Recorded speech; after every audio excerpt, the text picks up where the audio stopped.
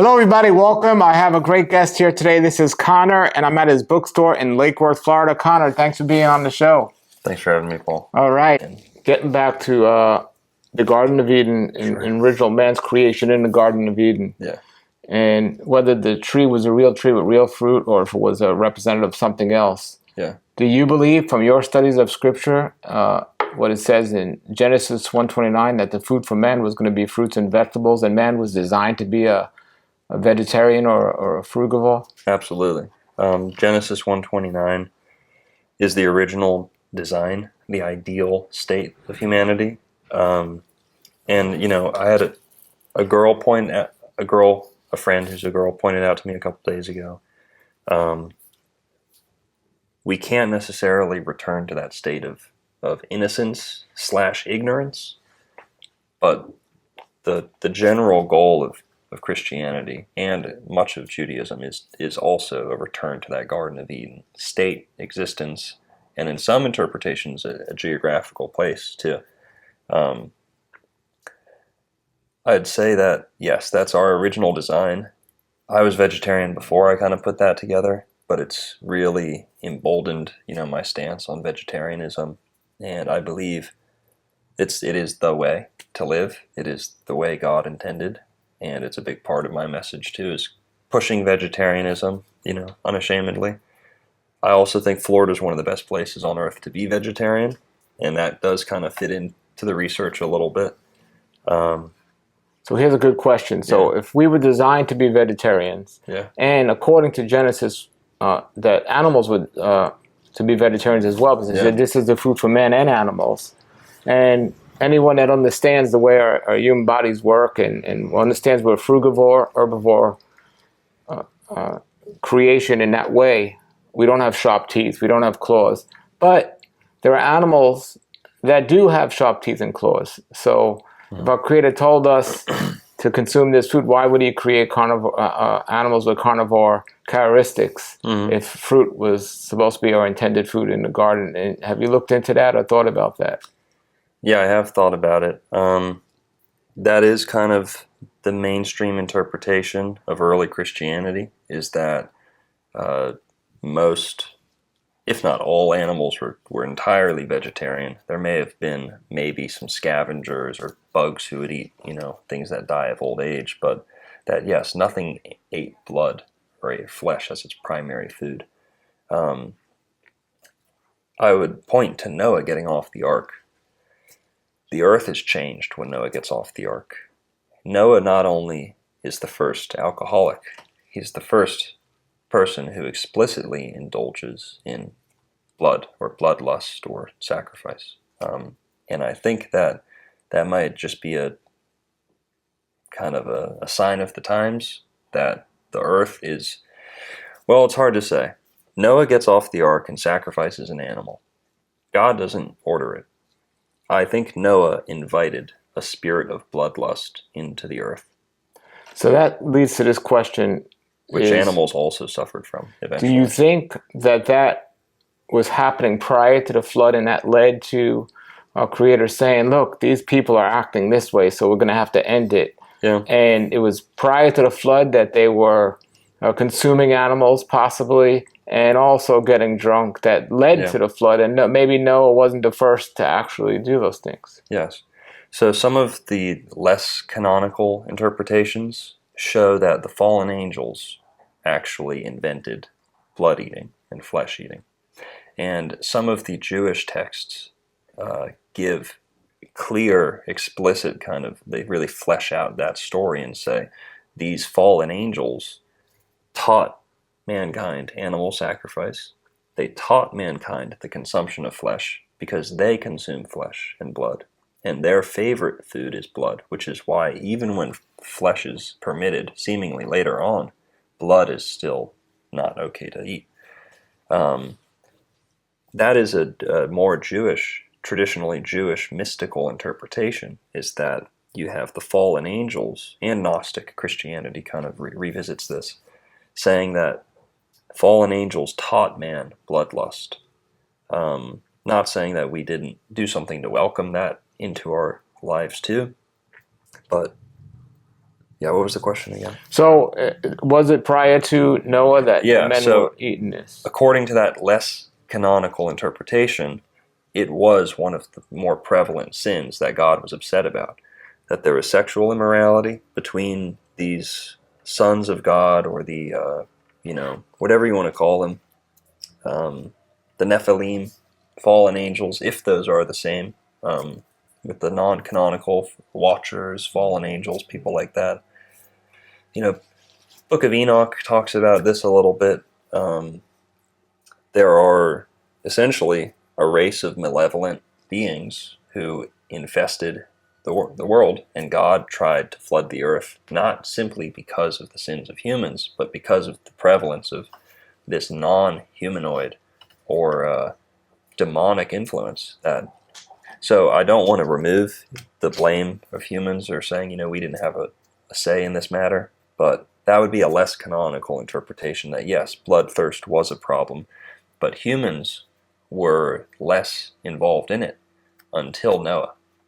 And what's interesting is the canonical interpretation.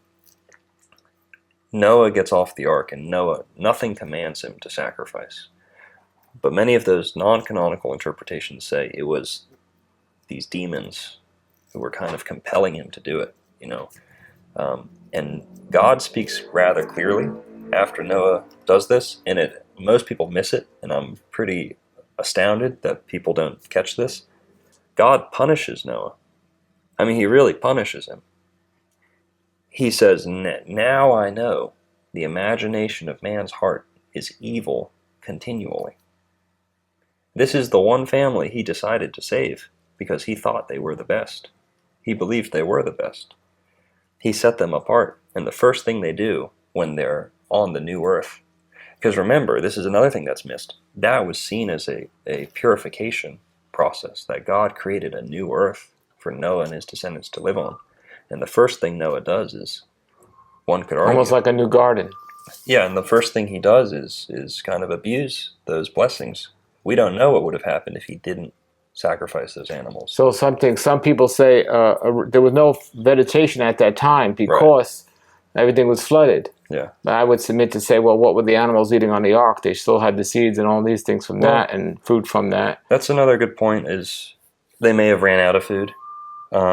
Those Jewish mystical interpretations believe Noah was eating the flesh, that he wasn't just offering it up, that it was the first kind of barbecue. Yeah.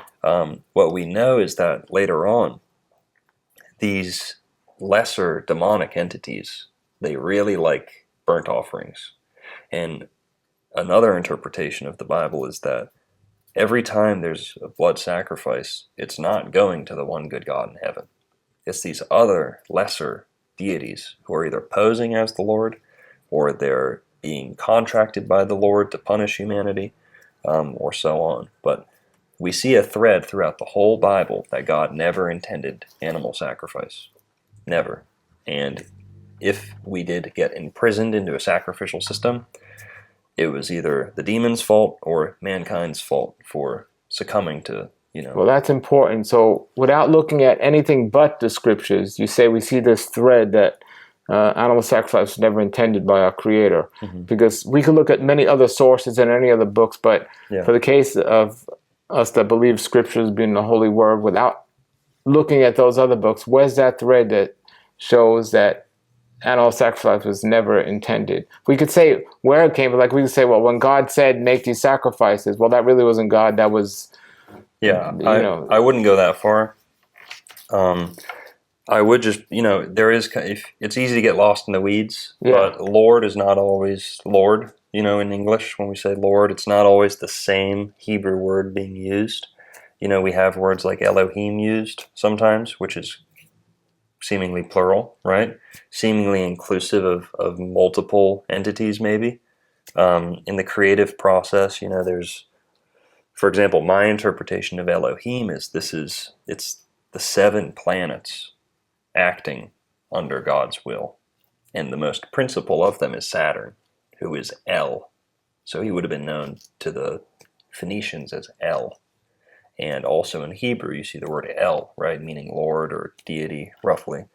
That El is many times just a title that God shares with some other entities sometimes. So Elohim, I think, is the seven, and this is not my original interpretation. This is a Jewish mystical, Well, Elohim more that's the Kabbalistic. English pronunciation and word of it. But what Okay. would it started in Paleo Hebrew, right? Or even prior to that, another pictorial language. Yeah. Then it formed into the Hebrew that went all over. So we could say Elohim and make all these pronunciations in the Hebrew language. But like when we look at, I mean, in the English language, but when we look at the original languages and what they mean, it's a deeper study than like from the English, because the English is the farthest from what we had back then. So we don't know that.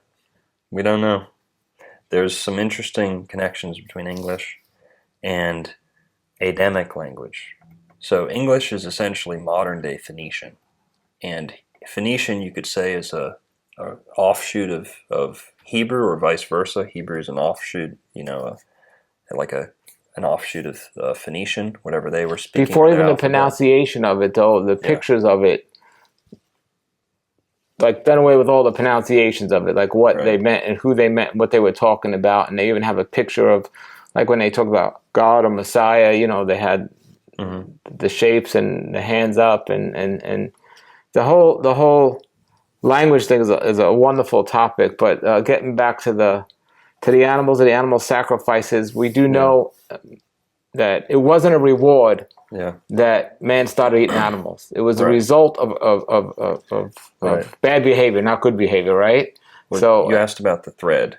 The thread, Yeah, so what I was trying to get to with the Elohim thing is, when later on when it says Satan is the Lord of this world, what is meant by that? How do we split the kind of governance of the world up into different parts, right? Isn't God in control of it all? That would, if you put those two together, the consequence would be that God is allowing maybe more malevolent deities to also preside over certain areas of life.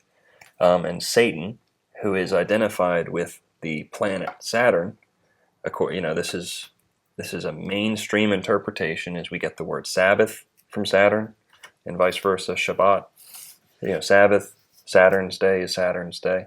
That Saturn seems to be the driving force behind animal sacrifice. That's the learned position of today. But back then, the farther you go back earlier in time, they haven't sorted all this stuff out as scientifically as they have today. Back then they would say, for example, what's the serpent? That's not identified as Lucifer to start out, or Satan to start out. We have identifications later on happening when people are kind of sorting out and discovering the nature of the devil and the nature of God and some of the tricks that might be used. So taking all that into consideration, if Satan's the Lord of this world, if Elohim is plural, and El is Saturn, by the way, I was going to make that connection, El being Saturn being Satan, it would seem that God has essentially a chairman of the board who is Satan. And if you're here and if you're living in sin, or if you're kind of living in matter, you're too enveloped in the material world, I think God just hands the keys over to Saturn. And, that's one way to look at it. God, I always believe in a benevolent creator watching over all of us. But at the same time, we have to make sense of this. How is Satan the Lord of this world? And, animal sacrifice is clearly his currency. That is Satan's currency. Debt, animal sacrifice, shame, debt, guilt, Animal sacrifice is, banking and animal sacrifice go hand in hand. They're inseparable. When Jesus goes into the temple, kicks out the animal sacrificers and the banksters, the usurers. Sure. Right? So, who's allowing for all that in God's good earth? It's not God's ideal design. So who's in charge? And I'm just trying to make sense of that, and I think Satan is properly identified as the culprit, the main culprit, Saturn, and we see satanic rites around the world being consistent with Canaanite rites, or Phoenician rites, and bestiality and animal sacrifice and voodoo, and they're all consistent. Sure. That is that dark path, and we don't need to know all the specifics, but it exists. It's true that there are principalities that are, not entirely pure and good. And very good thread there from a Torah standpoint. Yeah. How does it tie into the animal sacrifices and also the clean and unclean so-called foods? Well, God doesn't order the first sacrifice. Noah does it, and then it seems God punishes Noah the same way you'd be punished if you took out a Well, he didn't order the sacrifice with Noah. No. What about in the Garden of Eden? When they got kicked out, with Cain and Abel. Yes, I'd love to get to that. That's a great thread. So Noah, just touching on Noah real quick. Noah is not told to sacrifice. He does it, and the punishment is more sacrifice. That's what would happen if you took out a loan. Is that correct? You take out a loan, you don't have the money to pay it off. Interest. You literally have to go take out another loan to pay it off. Now that system, or those two systems become inseparable. You have usury, fractional reserve banking, and animal sacrifice being interwoven all the way down to Jesus' time and all the way down till today. For example, in places like Jekyll Island, that's a very real history. That's not that far off. That's only I've seen your teaching on that, and I've actually been there. Yeah, it's a very cool place. Now, to your point about Cain and Abel, you asked about? Yes. It's a good point. People say, what about the sacrifice of Cain and Abel? Some even say, what about Adam? God clothed Adam and Eve. And animal skins, and he made the first sacrifice. And that word, it's the same word as sacrifice, kafar, or offering, covering, offering. I'm going to cover him. Oh, he owes $100, I'll cover it. In English, we still say cover. So to your point about English, maybe, being... Sure. I would say it's not as distant from Hebrew as we think, because the King James Version Bible comes out of English. Sorry. The other way around. The English language comes out of the King James Version Bible, which was a Kabbalistic creation of wizards and bards and poets, and there was a lot of Celtic, a lot of Hebrew influence and Greek influence, and the English that came out of the King James Version Bible is what we use today. It's magnificent, it's unique, and there were people involved in its creation who believed they were talking to angels all day that were guiding the formatting of the language and the alphabet and all that. So there's a lot of Kabbalah in English. Covering is the same word as kafar in Hebrew. You speak a lot of Hebrew? A little, not a lot. Kafar, this goes back to gopher wood. Kafar, when it says gopher wood, God says, make sure you cover the ark with pitch. Build the ark of gopher wood and cover it with pitch. Those three words, gopher, is the original Hebrew. It's transliterated into English. Cover was translated, but it's essentially a transliteration. Gopher wood, cover the ark in pitch. Cover is kafar, and pitch is kofar. Gopher, kafar, kofar. So it's all covering. It's all covering. There's a connection, a phonetic thread between these words that you see in a lot of the Hebrew scriptures. It's almost like an alliteration, like dun dun dun dun dun, or ka ka ka ka ka, gopher, kuffer, kofar. And so that thread there actually brings us back to the Garden of Eden, because when God clothes Adam, I think it's the same word, kafar. Now, one of the interpretations is that means sacrifice, or to kill, or to skin, or something like that, because you need to do that before you clothe someone in it. I would say it's the opposite. It's not true. And there's a green thread, a golden thread, this vegetarian animal advocacy thread that goes back into the Torah. They say, Cain and Abel, there's no bloodshed in Cain and Abel. There's no sacrifice. It's an offering. So there we see you can have an offering without bloodshed. And even some of the Jewish mystics believe even Abraham did not actually shed blood, that it was an offering. and that the story of Abraham symbolizes a departure of nations, because we need to take it in context. If we just think of today where no one does animal sacrifice, it seems barbaric. He's about to sacrifice his son. He chooses the ram instead. Both are barbaric. But in its context, it marks a clearly morally superior, departure from the what was fashionable in the day was child sacrifice. So animal sacrifice marked a more like ethical lifestyle, believe it or not. And some would argue Abraham didn't even make that sacrifice. Cain and Abel, however, it says the fat of the firstlings, or the fat of the first of the flock, or the fatlings, right? Some of the English Bibles just say fatlings. Some of them say the fat of the first of the flock. Most people like to interpret that as flesh. Blood, oh yeah, Cain and Abel. Abel was just dripping in blood. Abel was also a vegetarian. People love to say Cain was the first vegetarian. The first murderer was the first vegetarian, A lot of people say that. The first murder victim was a vegetarian. And we should remember that. Neither of them had a particular, bloodlust because of their diet or anything like that.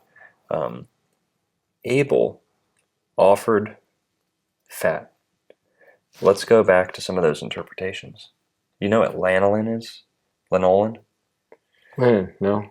Not linen, but it's that.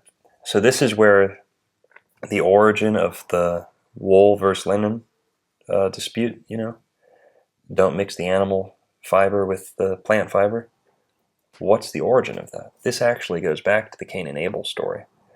Cain, one of the Jewish mystical interpretations is that Cain offered flax, linen, clothing because they were showing how industrious they had been. And Cain was kind of lazy. God pushed them out of the Garden of Eden, and Cain was kind of too reminiscent, too stuck in the Garden of Eden. He wasn't being industrious enough. Whereas Abel, he was raising flocks. God told them to go, find new ways of life. Abel was doing that. Abel was also, to work with animals, you have to, care for them and so on. Shepherding, how much does God love the archetype of the shepherd? Abel was fulfilling that, he's caring for things, we don't. Okay, so blah, blah, blah. What did Abel actually offer? One of the original interpretations is that it was not flesh. It was not flesh. There's no bloodshed. There's no altar. There's no knife. There's nothing. Sheep produce a fat in the glands beneath their wool. Lanolin. Yeah, it's actually the lanolin. Now I know it's the oil that. Yeah.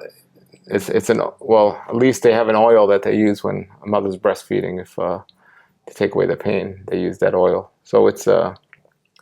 Yeah, it's that's it. You're right. Yeah, I didn't know that, but it's lanolin. Now that was prized in the ancient world. In Semitic culture, that was a prized thing, and they used that for many, many household applications and medicinal applications. It was very valuable. Now, of course, Abel could very well offer that from an animal that's still alive, and you shear your sheep and it's good for them, maybe many would argue, and it's very, benefiting both sides. So Abel's not sacrificing animals. He's no butcher. God didn't salute a butcher and say, okay, this is the way I want you to live. It would have been explicit. If God said, I want a barbaric, bloodthirsty people, he would have said so. So what about, just to fast forward a little, Esau and Isaac. So Isaac loved the game meat, to eat the game meat, and Esau was a great hunter, right? Yeah. So, well, that's true. They were eating flesh. People ate flesh. Ever since Noah, flesh was on the menu. But the green thread there is that God is making, to quote James Tabor, a good scholar on a lot of this stuff, a vegetarian that I really like. He says God's making accommodations. He's lowering the bar every time. But his vision is to get people back. So to that I would say, well, what is it, Jeremiah? The wolf will lay with the lamb. Sure. Right. Sure. And then that's echoed again by And he Jesus. even told him, Jeremiah, grow gardens and eat the foods they produce. He didn't tell him to go and kill the animal. So the thread there is that God implores, he wants a bloodlessness, but he's also not going to, and one of the Christian perspectives is that God just simply can't forgive without an atonement of blood, or some people like to think that way. I wouldn't say that's the one good God in heaven's grand design or his original wish, but he permits that relationship because of how we've sinned, or because we won't stop eating flesh, or whatever it is. I always like to say, as many great people have said before, so long as there are slaughterhouses, there will be battlefields. How could we ever expect a peaceful world when we're still eating flesh, when we're still addicted to adrenochrome at the end of the day? Sure. And the lifespan also, ultimately has dropped tremendously from before the flood to after. And we think about, well, what was one of the results of everything? And the lifespan dropped tremendously, and just so a lot of great information, good information. And what about from your history and language and understanding of all this, before we close, I want to talk about this topic, is in the Garden of Eden and all throughout ancient history, they had a certain way to live and so on. And you look a lot about your studies of astrology or astronomy, I don't know, so the lights and the seasons and the signs of the season and so on, daylight and darkness. So from your information and studies, how does this come into play? Because electricity has become a very dangerous tool in today's world, and we see it now coming into fruition more than ever before. Yeah. And it might seem I'm getting away from the original story of Adam and Eve in the garden, but I'm not. It goes right back to that. Mm-hmm. So the electricity, the greatest invention of so-called man, is caused more harm than just about everything we're discussing here, in terms of anything can be used for good or bad depending on the person that's using it. But when it comes down to being designed to eat fruits and vegetables as fruit, we're also designed not nocturnal animals. Mm. So they didn't have daylight and dark, but now we do today. And there's all this tie into, or have you thought about it, looked at the research and how it ties into, what do we want to call it, a curse or the downfall, or just letting man do his own thing, which is lowering the bar continually more and more? Or do you see any connection between this? Because I see, like nighttime, they say there's a myth that nighttime that's when the devil's out there playing in his playground, and the daytime is the light and things. Yeah. Light and darkness, basically, is what I'm getting at. Yeah. So that's a good point.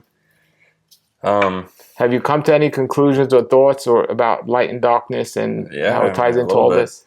Some kind of there are certain mystical interpretations within Judaism that God is less aware of what happens in the darkness, or and again, I'm not trying to say God doesn't know what's going on, but there are legitimate philosophies that have many adherents that say what's done in tunnels or what's done underground, God will have less awareness of, and so there are people who do their religious, Satanism or voodoo or hoodoo in tunnels and under the earth and in dark places, because yes, they really believe that the presence of good is diminished, the presence of accountability is diminished in places where there are not light. So we actually carry books here about ceremonial magic and Wicca and stuff like that. And, believe it or not, we don't carry any black magic. There is a distinction.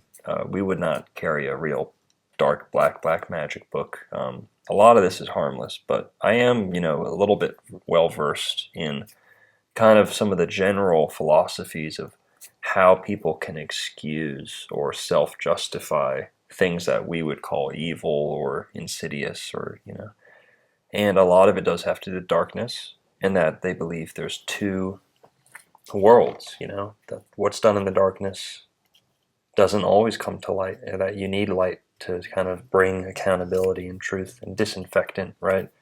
So a lot of these, and also this kind of goes back to a point of duality of light versus darkness. Are they equal opponents, or is one the absence of the other? Is one, and so on. I'd say that most black magicians and people like that generally tell themselves that what they're doing is not evil. There's no distinction between good and evil, and they're moral relativists. And they'll say, for example, one magical thing you hear a lot is all acts are magical acts. They're not good or bad.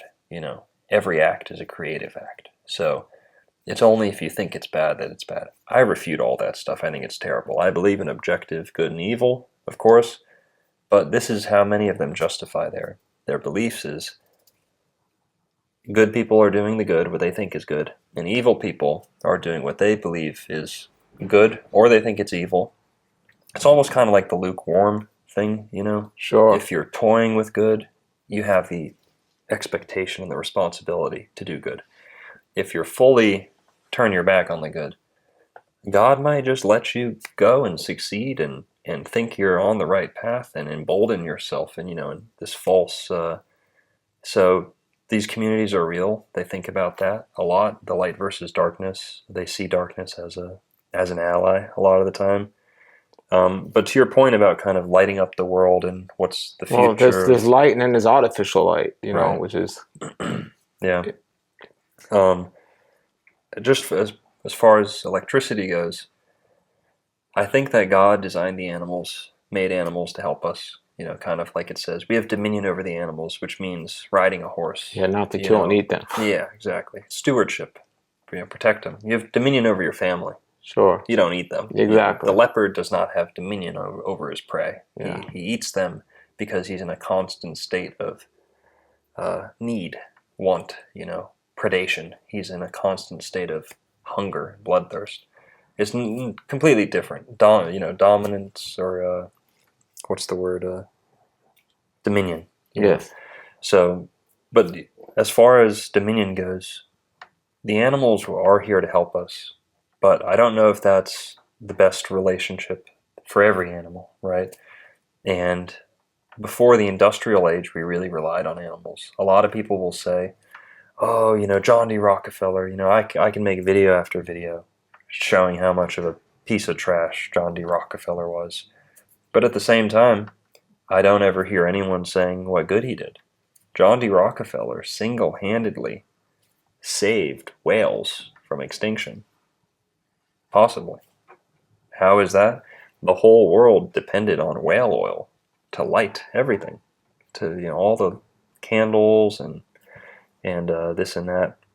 One of the, I think, gasoline or oil byproducts, I think, was kerosene and stuff like that. Alternative lighting fuels, and that lit up the world before electricity was prevalent. And he saved the whales by doing it. Now, I think he was a little bit of he belonged to like a cult of Poseidon or something, because finance and sea life are connected, astrologically speaking, Kabbalistically speaking. And Jekyll Island's littered with all this trident imagery and stuff. But John D. Rockefeller provided the world with a non-animal exploitive alternative for fuel, lighting, transportation. And I think we should be a little grateful. I don't know if he did it with the intent of saving whales, though. Agreed. So it turned out to be good for the whales, but... Agreed. But it shows us how God turns the tides of what seems like endless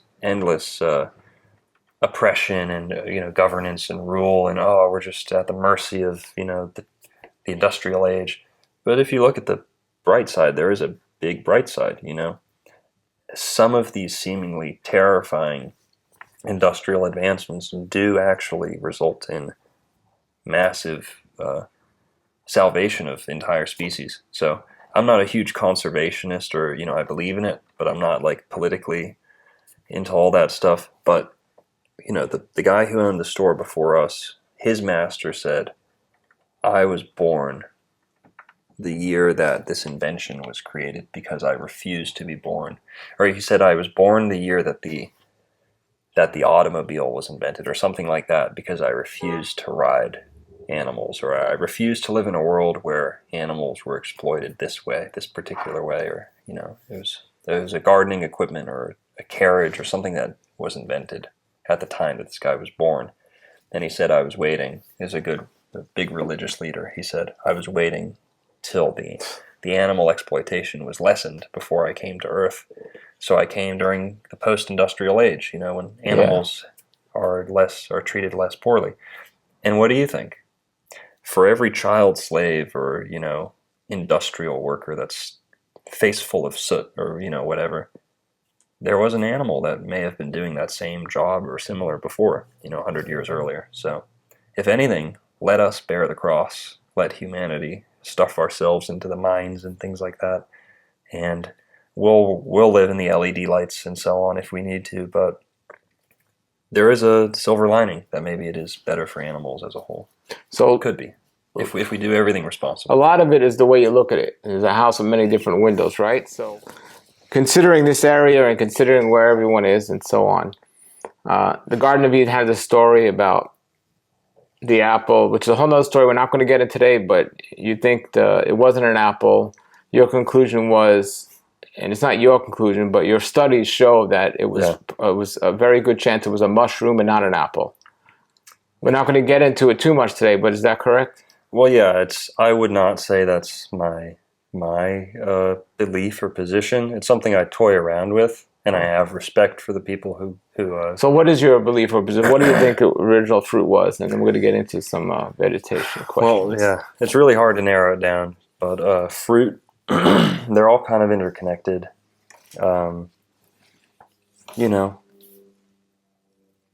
Sex, drugs, or rock and roll. It's one of these rebellious instincts that was encapsulated in that fruit. Fruit can mean a lot of things. It has a sexual connotation. That there might have been, the fruit is representative of an original sexual mishap or misunderstanding or misapplication of what God's original design was. And the fruit is simply kind of a more palatable, more proper way of kind of symbolizing that without making it a crude or indecent story. It could also be the mushroom theory is I think the most literal interpretation of the fruit is that if this was a fruit that changed the way people think, mushrooms are known as fruit, like biologically speaking. There are a lot of fruit that can change somebody's thinking. Not that you eat. I don't know of any fruit that isn't simply a poisonous, something that'll kill you.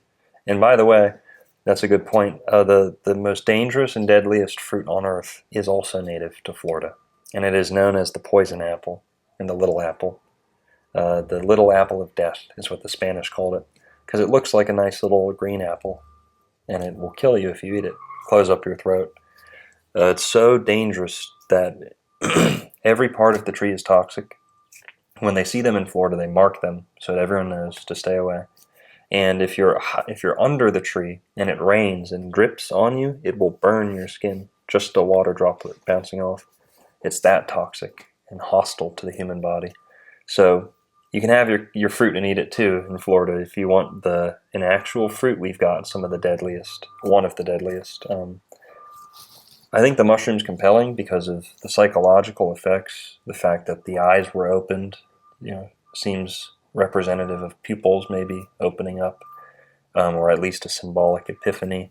That's very consistent with a mushroom trip. And again, it's not my big theory, but there's also many taboos historically placed on mushrooms throughout history, and serpents and mushrooms have a connection. Also, the Luciferian, kind of maybe Freemasonic interpretation is that, and a lot of people share this, it's not like an arcane or occult interpretation, but it's shared by some of those movements, is that it's simply the spirit of free will. The fruit is the spirit of free will, and that Eve introduced free will into human existence, and it may have ultimately been God's plan, and it was disguised as kind of a trap or see what would happen and things like that. And again, that's not my interpretation, but fruit goes back to, in English at least, the fruit, the etymology, the phonetics go back to Freya. So freedom comes from Freya. Fruit, a lot of FR words go back to this in English, so it points to an association there, but it could be anything, Sure. So, but it can't be anything, because if we think about the location, whether it was the Middle East or here, in part of this teaching about Genesis, it's on the same latitude, which is another interesting, right? It's in the same latitude. So when you say same latitude, you're saying the same growing season, right? Yeah. So the same growing zone. Yeah. So there are certain fruits that'll grow in some zones and some that won't. Yes. Not that everything could have been a little bit different back then, but for example, they weren't growing mangoes in North Florida, for example. Right. That's a great point. And the first fruit mentioned by name in the Bible is the fig.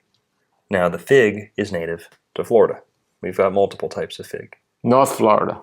North Florida, yes, and most of Florida, but North Florida for sure. A lot of these banyan trees or ficus trees, or fig family. But we also have edible figs native to Florida. Now, there's also what else is one of the most mentioned foods in the Bible is the grape. The grape from the grape family is not only native in Florida, it occurs with such roundness and fertility and volume, and it's so pleasant to human consumption at its wild level, at its wild state here in Florida. Whereas grapes have to be kind of pampered and taken such care of, and people, they'll say, I put thousands of dollars in this and the crop failed and my life's ruined. And in Florida, you can simply plant grapes on your fence, a tree, and you got grapes, and they're amazing. They're round, they're big, they tend to be bigger than regular grapes. Now, they're a little bit of an acquired taste. They might have like a slight stronger taste, almost like an alcoholic taste, because they have those same naturally occurring Very well. Yeah. Well, thank you everybody for watching. Put your comments and questions below, and if you'd like us to come back again and have other discussions, let us know what topics you'd like us to discuss. Until then, everybody, have a great day, and thanks for watching, and shalom, shalom. Torah life ministries come out of the world. Messiah people seek the truth.